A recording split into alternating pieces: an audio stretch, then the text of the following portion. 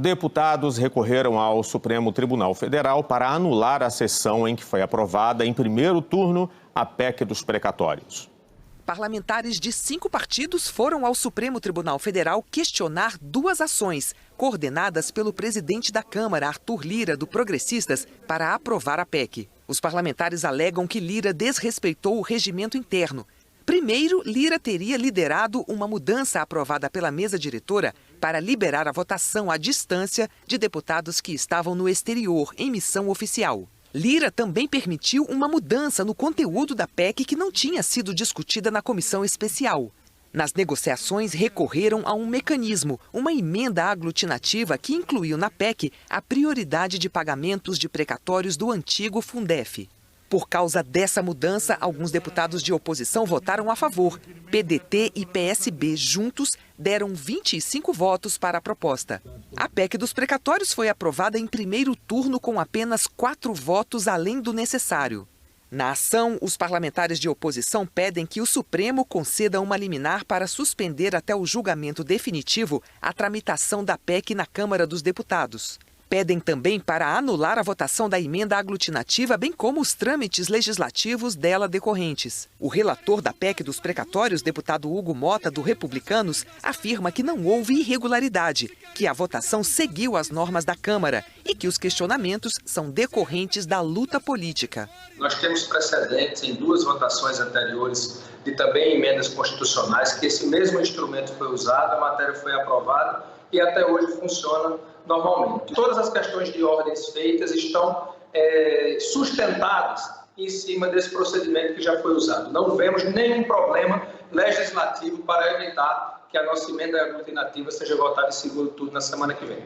O ex-presidente da Câmara, Rodrigo Maia, sem partido, prepara um mandado de segurança ao Supremo Tribunal Federal, apontando a inconstitucionalidade da tramitação da proposta. Maia afirma que a emenda aglutinativa abre um precedente grave, pois permite que matérias novas alcancem diretamente o plenário já durante a apreciação de uma PEC, comprometendo de forma irreversível a transparência do processo legislativo. Segundo o deputado, há a possibilidade de esconder decisões constitucionais centrais da opinião pública, até que seja muito tarde para mobilizar a sociedade contra arbitrariedades e abusos praticados por maiorias eventuais no Congresso, preocupadas exclusivamente com seus interesses políticos. Em entrevista à Globo News, Maia afirmou que a atitude de Lira foi uma manobra no regimento interno. Rodrigo Maia argumenta que sugestões que mudem o texto só podem ser feitas em plenário se já tiverem sido apresentadas na comissão especial, o que não ocorreu. A prioridade para os precatórios do Fundef foi inserida pelo relator após o texto chegar ao plenário. O que se fez? Apresentou uma emenda aglutinativa. O que é emenda aglutinativa, para aqueles que não conhecem? A palavra já diz. Você está juntando 2 partes.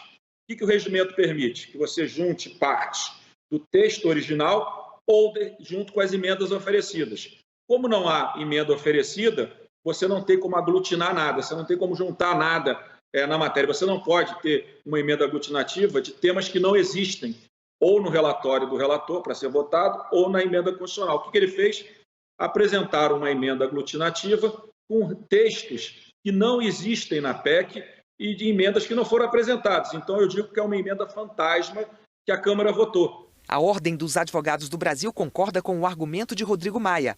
A entidade divulgou nota hoje afirmando que questiona a legitimidade da votação, em primeiro turno, no plenário da Câmara, da PEC que altera o regime de pagamento dos precatórios por descumprimentos do regimento interno e que estuda possíveis ações legais para suspender o resultado.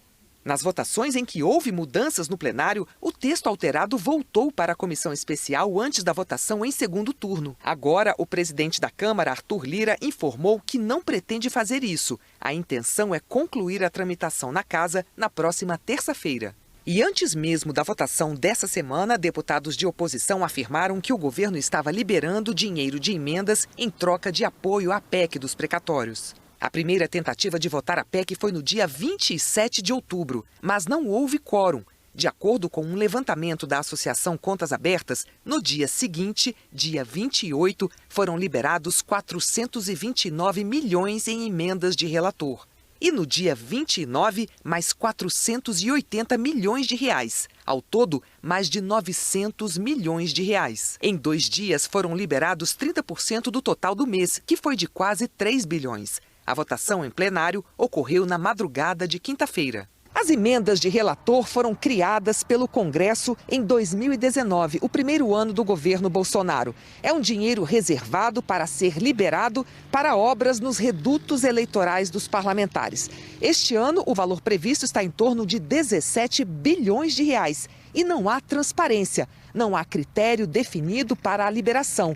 Não é possível saber quais deputados receberam e seus respectivos valores. O diretor do Contas Abertas afirma que esse dinheiro vem sendo usado como moeda de troca entre governo e parlamentares. Eu nunca vi um instrumento tão promíscuo de barganha entre o legislativo e o executivo. Essas emendas são inconstitucionais, elas ferem os princípios da legalidade, da impessoalidade, da moralidade, da publicidade. Elas estão sendo utilizadas como uma forma de cooptar parlamentares para que votem conforme os interesses do Executivo e de uma cúpula do Legislativo que está comandando esse orçamento paralelo, ou esse orçamento secreto. O presidente da Câmara, Arthur Lira, não quis se manifestar.